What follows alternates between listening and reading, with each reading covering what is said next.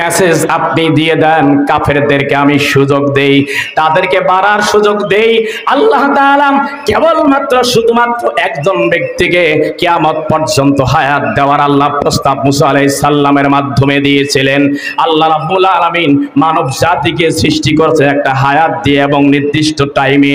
আল্লাহ তাআলা পতন অনিবার্য করবেন আল্লাহ রাব্বুল আলামিন পরিষ্কার তামাম পৃথিবীর মানুষগুলোকে জানিয়ে দিয়েছেন, ও দুনিয়ার মানব মানবী, তোমরা বাহাদুরি করো না, ক্ষমতার চেয়ারে বসে তোমরা বাহাদুরি করো না, কারণ আমি বাড়ার সুযোগ দেই, আমি বাড়তে দেই, নুমলি লাহুম, আমি তোমাদেরকে সুযোগ দেই, তোমরা বাড়তে থাকো। হয়তোবা মনে করতে পারো আমরা তিনটা নির্বাচন পার করে চলে আসলাম, তিনটা নির্বাচনে 13 সাল 14 সাল 15 সাল এত নির্যাতন দেওয়া হলো, এত নির্যাতন করা হলো। বাংলাদেশের সবচেয়ে মাজলুম যেই সংগঠনটি, তার প্রথম সারির কয়েকজন ব্যক্তিকে শহীদ করে দেওয়া হলো। তাদের চিন্তা হলো এত কিছু করার পরেও যেহেতু আমাদের কিছুই করতে পারলো না, অতএব আমরা 48 সাল পর্যন্ত আমাদের হায়াত আমরা ফাইনাল করে নিয়েছি, এমন স্বপ্ন দেখেছিল। কথা বলেন ঠিক না বেঠে? আমাদের আল্লামা বলেছিলেন মামু বাড়ি দিল্লি পালাতে হবে, ইঁদুরের গর্ত পাওয়া যাবে না।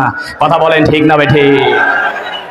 আল্লামা সাইদি যা বলেছেন প্রায় 17 বছর 20 বছর আগে যা বলেছেন, আজকে 2024 সালের 5 আগস্ট সেটা প্রমাণ করে দিল। যদিও তারা ষড়যন্ত্র করেছে, মিথ্যা মামলা দিয়ে আমাদের নেতৃবৃন্দকে ফাঁসি দিয়েছে, জেলখানায় বন্দী করেছে, আজকে আমরা এই ময়দান থেকে বলে দিতে চাই আল্লামা সাইদি সহ শহীদদেরকে মিথ্যা মামলা দিয়ে ফাঁসি দিয়েছেন।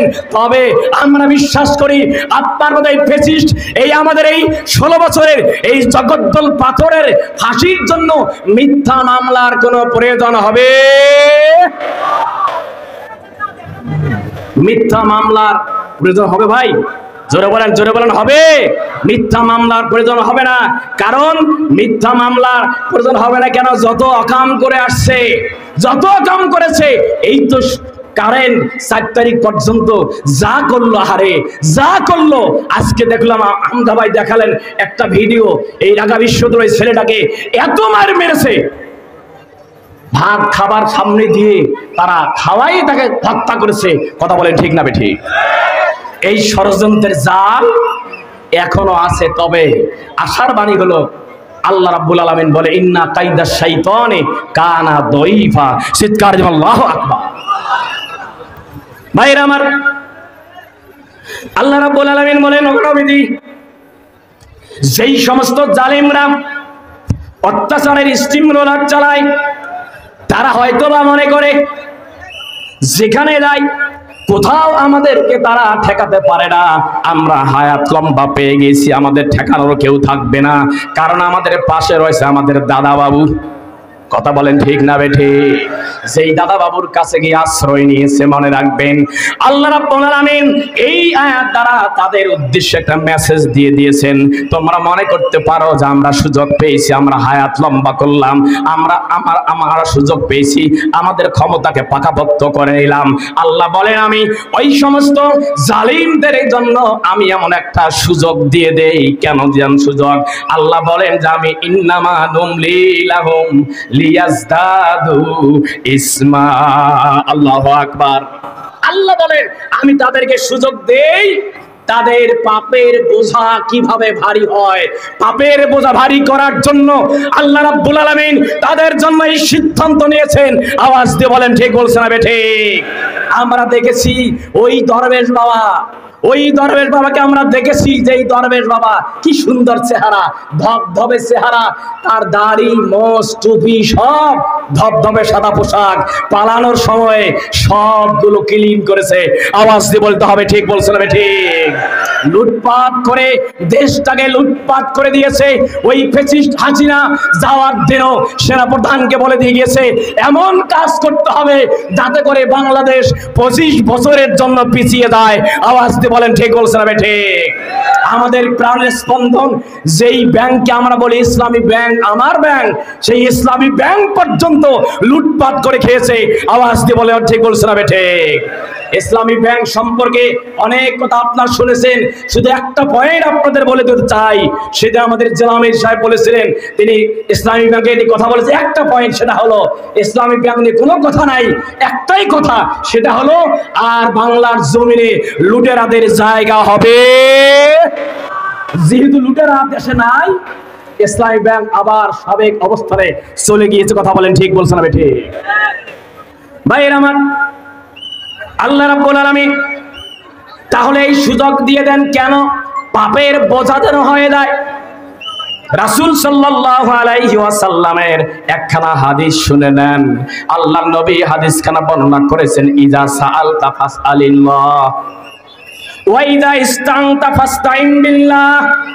রাসূল সাল্লাল্লাহু আলাইহি ওয়াসাল্লাম হাদিসখানা এভাবে বর্ণনা করেন, আল্লাহর হাবিব বলেন, তোমরা যদি চাও চাইতে হবে আল্লাহর কাছে।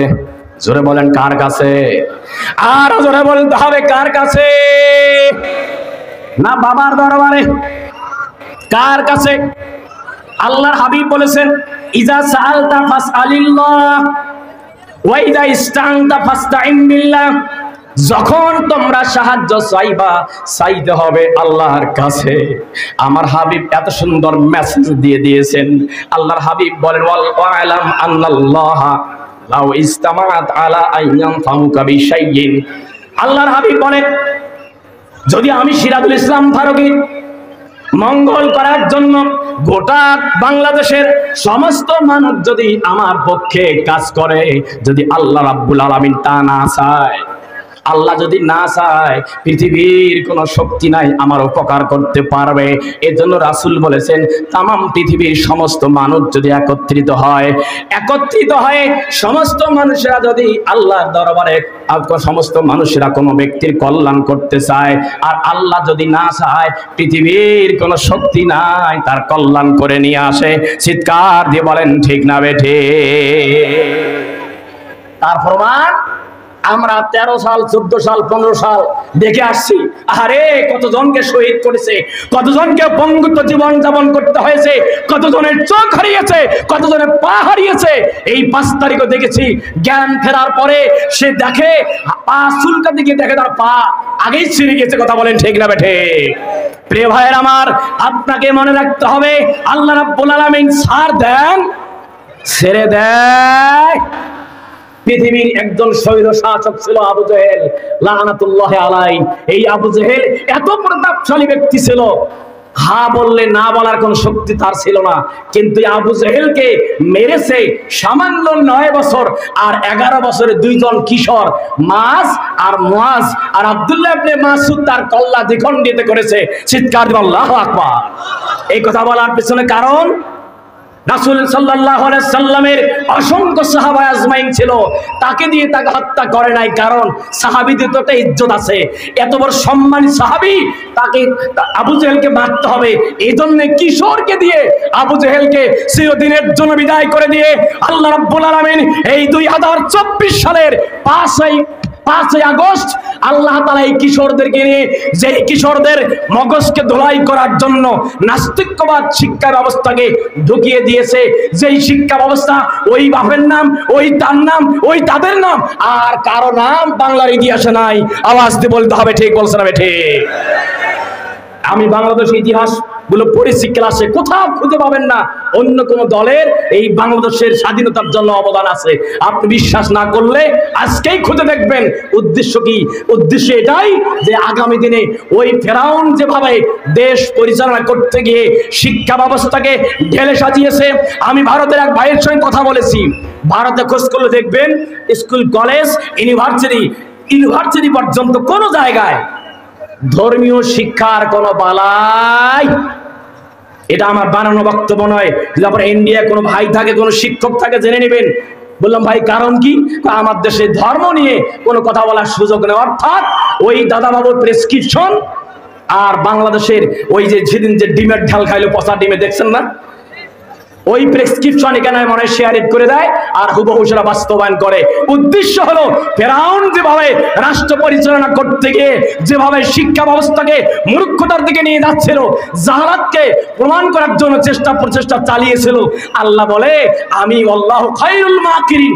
তারা যা ষড়যন্ত্র করুক না কেন, আল্লাহর চেয়ে বড় কৌশলী আছে। একটু আস্তে কোন আছে। দেখেন যেই শিক্ষা ব্যবস্থা সাজালো, আর ওই শিক্ষার্থীরা যেমনি ভাবে আবু জেহেলকে তাড়িয়ে দিয়েছে মুআজ আর মাআজ, এরকম আমার দেশের সোনার ছেলেরা, এই কিশোররা, এই ছোট্ট ছোট্ট শিক্ষার্থীরা, এই শিক্ষার্থীদের দিয়ে আল্লাহ রাব্বুল আলামিন শাস্তি দিয়ে প্রমাণ করে দিলেন আল্লাহ কুন ফায়াকুন। আল্লাহ বললেই হয়ে যায়। আল্লাহর সিদ্ধান্ত আমরা এতদিন দেখেছি, কিন্তু আল্লাহর সিদ্ধান্ত এতদিন হয় নাই, যে কারণে তাদের পতন হয়। ভাইরা আমার, কেন পতন হয় নাই? আল্লাহ রাব্বুল আলামিন বলেন ওয়ালিকুল্লি উম্মাতিন আজালুন ফাইযা যাআ আজালুহুম লা ইস্তাখিরুনা সাআতান ওয়া লা